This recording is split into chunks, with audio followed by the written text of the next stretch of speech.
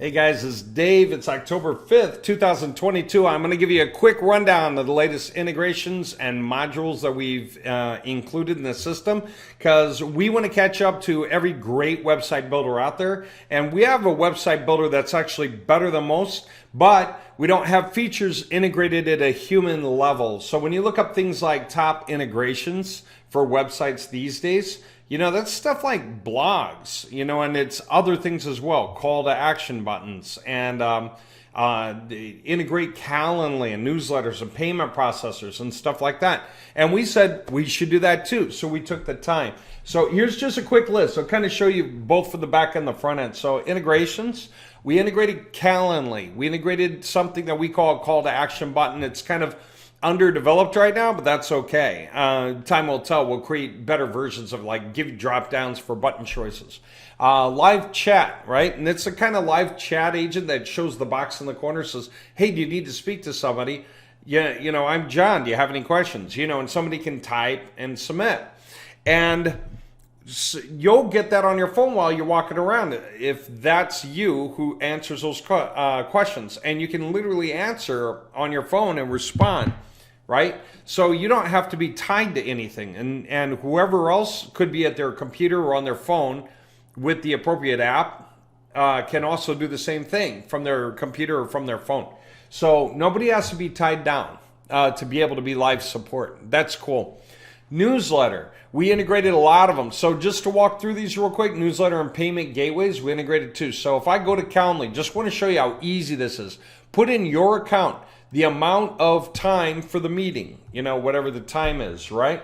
The background color, text color, schedule a demo or whatever the button text is, and do you want to enable or disable, save it. You could even copy the link and paste it somewhere if you find that useful. But otherwise, it'll work on your site. The reason you copy the link is to put callouts in different places on the site. How's that for neat? That's so easy. So all you need is to have a Calendly account with a name. Call to action. Call to action is just a button that goes somewhere that you can enable or disable. And right now the styling's pretty simple. Button text color, background color, that's it. And then do you want it to be at the bottom right or the bottom left of your website? I recommend one side that's separate from where you're putting your Calendly and chat here stuff so that the buttons don't overlap. But we'll make sure all that stuff isn't even a problem as we go. Right now, we've got them all nicely separate the way they are. Live chat is pretty cool because all you need for Talk To is whatever the link is and to enable or disable. So the link you can give to whoever's in charge of running it. You would run that in your Talk To account. Integrations newsletter. Let's take a look at that for a minute. This is cool because people like different newsletters for different reasons. MailChimp starts off free up to, I think it's 2,000 subscribers.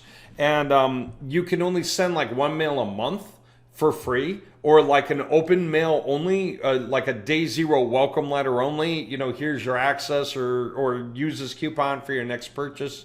And then you would pay to upgrade, but by then you've got so much going on that it should be quite easy for you to make the money to run the upgrade. There's Campaign Monitor. There's Get Response. I made most of my money over the course of over a decade with Get Response. I used them for the longest time.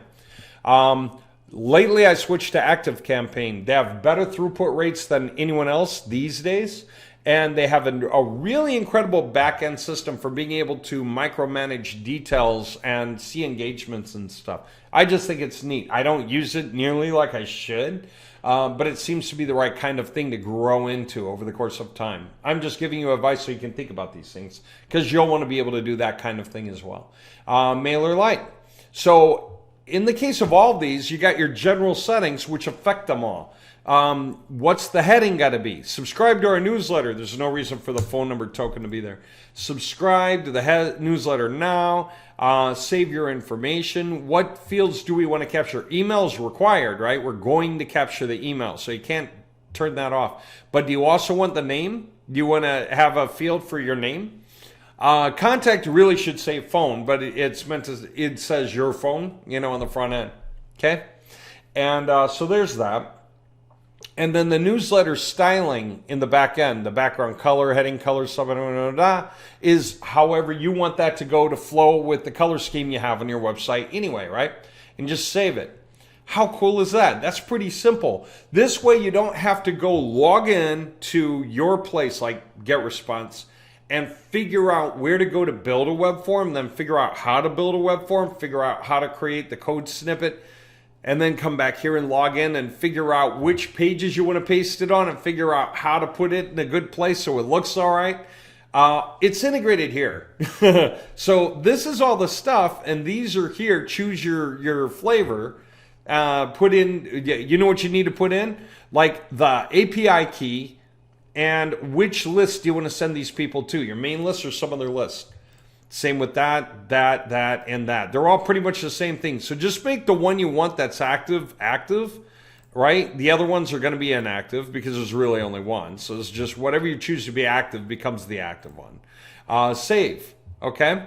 And then there you go. Your front end, wherever you want that newsletter to appear on the pages, it will look good, act right, it will work. Another integration like that we thought was important was payment gateways, and we decided so far on 2 of them. We could do more. One of the payment gateways is PayPal. The other payment gateway is Stripe. Now, cool thing about PayPal is they have different kinds of options that you want to be able to offer that help spur sales. So first things first, if I go to the API section, I can put in the sandbox keys, I can put in the public keys, I can decide if I want to be in sandbox or live mode, I can make it active or not for PayPal. Same for Stripe down here. And then on the front end, I can decide pricing. So I can decide subscription pricing by the month that just runs until someone cancels. Annual subscription that works annually. And the annual, you can adjust the price. So if your monthly is $12 a month, you can make the annual, and you'll get to put for the description what you want. You can edit this. You get to say what the name of the thing is, the description of it, plan type, whether it's subscription or one-time payment, how much for the month, and how much for the year for the pricing, right? And I always tell people, make the annual pricing like 2 months free. So if it's $12 a month, make it $120 for the year, just 10 times more. And then say it's 2 months free. Put in your description here and hit save. And guess what? That becomes a payment option on your payment page or wherever you want to have that appear, which can be anywhere on any page. Okay. So with that in mind, what can you do here? You can decide which of these features you don't want to have an annual component. So you can turn off one of the plans from being an annual option. People don't normally do that, and you probably won't do that, okay? You'll probably make sure that annual is enabled for all of your options, and you'll have whatever your price points are. But you could, I'm just saying it's possible. The other kind of thing is not a monthly price. It just says that, but this Premium Pro plan, the reason it's called that, is this one time. So it's another setting in the back end. Instead of making it a subscription payment, you make it a one-time payment. Whatever the price is, the description, save. It's your one-time payment, okay? And that way you can have as many subscription plans. You can have as many monthly and annual combinations. You can have as many single payment items as you wish, so that people can get whatever it is you want to offer them, okay? That's cool, right? What else have we got? Module settings, and then we're going to jump to the front end after that, right? So module settings, we already had some of these. We had the contact us, testimonials, contact us for the sidebar. We brought back the image gallery, so you can create image categories and upload a bunch of images and assign each image to each category. So if you click on a category on the page, the images sort themselves and only the ones belonging to that category show up. And you can decide how many per row and how many per page. And they can each have a title and a description and a clickable link with the wording you want. So it's really cool. You can use your images to pitch going anywhere you want. So if you do have a catalog of items, maybe you have 100 items you want to sell books, What do I know? Kindle books in your Amazon store, and you're creating the clickable image for each of your books with a simple title and description and clickable link to go there and buy it. Okay, that is doable and it's easy. Same thing for videos. How many of you guys want to pitch more than one thing for sale, and you have videos to work with, and you've got the title and the description and the clickable link for that, where somebody can watch the video on the page and go, I want that, hit the button, and it goes to your affiliate link or whatever it is. Okay? Or your store page with that on it, whatever you want. Blogs, we created blogs. You can put up blogs now. You can have them in 1, 2, 3, 4 columns. You can decide how many blogs per page before you click to page 2, page 3, page 4. The blogs act like blogs, and you can comment on them like blogs. So people can comment on your blogs. You can have people comment on your blogs to stir the discussion. Okay? You can give people a bonus if they comment on your blogs. Whatever it is that works best. What else do we have? Pop-up modal. That's the welcome modal. We're starting to call it in the back end. Is when the page loads, we know that people coming here should only be thinking about either that, or that. So we can have a pop-up form that offers those options nice and easy so that somebody can actually watch a video on the spot. They can see the title and the explanation, watch the video, and click on whatever thing they ought to click on. They could join your newsletter, give you a call, continue to your website, see more videos like this. All of those are like clickable links that go somewhere. Okay, so you can make your welcome modal just say, here's the preview, the table of contents, if you will. Do you want to jump to a certain spot that's comfortable for you right now? So most people say, that's what I was looking for, and they'll go. How's that for great customer service? Otherwise, if they don't see what they're looking for here, what do? Click the form closed. And then they continue on the website like usual. Which brings me to this next point.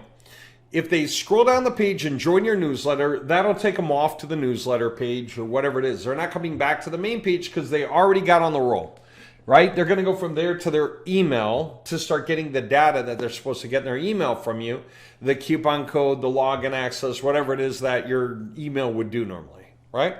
When they made the purchase, their receipt and how to download the product they bought or whatever. But say they don't actually follow through. And so they're going to leave the page. We got an exit pop-up. So if you move your mouse outside the active window, okay, you come out, then it throws up one last chance offer, right? Wait, before you go, our last offer, and that could be just a drop. It's like start smaller before you climb up. It could be,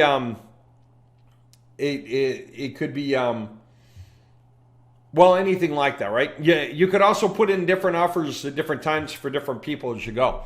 Like a Christmas bonus, Valentine's Day special, who knows, something like that. You could give them a coupon code to make the purchase or some other thing, right? Or you could ask them a question, have them give you a call for a free, or schedule a call for a free, whatever it is, lead in. It's your last ditch effort to make your last ditch offer. To see who you capture before they actually leave, right? So there you go, exit pop-up. Now, most of this stuff you probably already have heard of. It's not new. I'm going to throw stuff at you pretty soon that our website builder does that I've never heard of. And it's powerful. So I'm going through this stuff first, then I'm going to blast you with some new stuff that's fascinating. But okay, you're familiar with schedule, book a session, right? Schedule a call. A call to action button of some kind, live chat to chat with us on the fly, integrate your newsletter to capture email addresses and send people their stuff, get them warming up to you, payment gateways so that you can start taking payments easily off your site through PayPal or Stripe for subscriptions and single payments without having to go create the code in PayPal and bring it over here. And then beyond that, for modules, we've got whole blogs you can set up, image galleries, video galleries you can set up so that you can really organize things nicely and present people the images they need to see in the category with clickable links, or the videos they ought to watch in the category they're interested in with clickable links. And then blogs, where you can just create blogs, one a day, one a week, whatever it is you want to do, 4 a week. And then people can comment on the blogs. And in the back end, you can moderate their comments, actually. So when we go to the blogs in the back end, sorry, I should do it here, and you see the blogs, you can go into the comments for the blogs and see who commented, and it'll be disabled until you choose to enable it. Okay? Then the comments will be live on the site. That way, no one can just blast your blog, because they won't see anything appear until you moderate it and enable it for them. Okay? So that's cool. That is so cool. All right, and then what else? I want to point out a couple more things that you may or may not have ever heard of before. One is called action modals. Action modals is where you can create clickable buttons that are actions. And when somebody clicks on it, it presents like a countdown timer and an action to perform and a reason to do it. So you can do it with countdown timers. You can do it with just a paragraph with a link to click on. You can do it with, what else? Newsletter. Join our newsletter. Get $5 off or whatever the heck the thing is. Get the coupon code, So you can create actionable buttons that go down the page. And when somebody clicks each button at each time, it'll have whatever header you want on the page. Then it really harnesses their attention on the right here, right now, do this. And it gives them a countdown timer. Cool thing about the countdown timers is you can decide how long the countdown timer runs for. Does it just run for an hour? Does it run for until 5 p.m. Eastern? Does it last for 3 days? You can change it whenever you want. And when you change it, you can change the offer whenever you want. But you can make each of these a content newsletter or countdown timer countdown action button and decide what you're going to do from there. So that's pretty cool, right? That's something you may or may not have heard of. It's less common, but it's like taking the idea of ClickFunnels inside of a web page and saying, if you read to here and you start hovering and you decide you want to click on that, you're interested in that. Let's present that right now with a call to action for you to take right now. But if you skipped that and you kept scrolling down, that's where we should have another call to action, huh? And that one should be this other thing by now because you've read more, and so it looks a little different to you, and so we're going to make you a different offer down here than we made up there. That way you can micromanage your calls to action depending on how fluid they became with the information. And again, you're not just putting these pop-ups in their face. These are buttons hovering there, waiting for you to click on them because you're getting interested in clicking on them now. That way, if somebody just skims and then goes back up and starts reading through it, it's not like they got hit with 4 offers on the way down. They didn't. They don't start seeing the offers until they start reading and hitting the buttons, right? And then that locks and loads them at that time, and that's cool. They don't need to finish the rest of the page to see what the best offer is if they're going to stop right here and go with that. You can structure how you want all those things to act. Mostly, you're just trying to get them all to do something, right? Maybe the top 3 is to get them to join a newsletter with whatever content you're adding, but the bottom one is buy something. Click here, go there, buy something. What do I know? And that's just because the more they read, the more it should go. It should go from curiosity to interest to heightened interest to some level of convincing. They're getting convinced by it, to an excitement to do something, right? And they want to get involved. That's kind of the flow. So you make sure that your pitches coordinate with that flow, right? Finally, aside from images category and optimizer in the videos list, which acts much the same way, images gallery, all that stuff, there's masking. Masking says, what if you created a lot of variables for things, but at some point, one of those variables you just want to change. Like no matter what the variable was, you want to make all of it a single item right now. So that when all the pages pop up, no matter what it was saying over here, it's going to use this value right now on page load. Okay?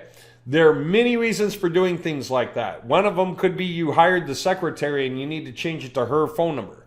Okay? Another one could be you hired a marketing department and they need to use the forwarding phone number because they're handling stuff on your behalf, right? And I'm just talking about a phone number here. I mean, this could be a bunch of things. Maybe you had lots of affiliates, and then you decide if an affiliate goes or a bunch go, you want to just swap it to you instead. You know, I'll explain strategies like that with you guys when you ask questions about things like that, maybe on a webinar, because there are so many ways to do that. It's not funny. All right. I think you get the idea. This is all the stuff in the back end. It's been a long video. I'm going to break it off, and then we'll talk about how all this stuff looks on the front end. So that'll be the next video that goes with this one. Okay.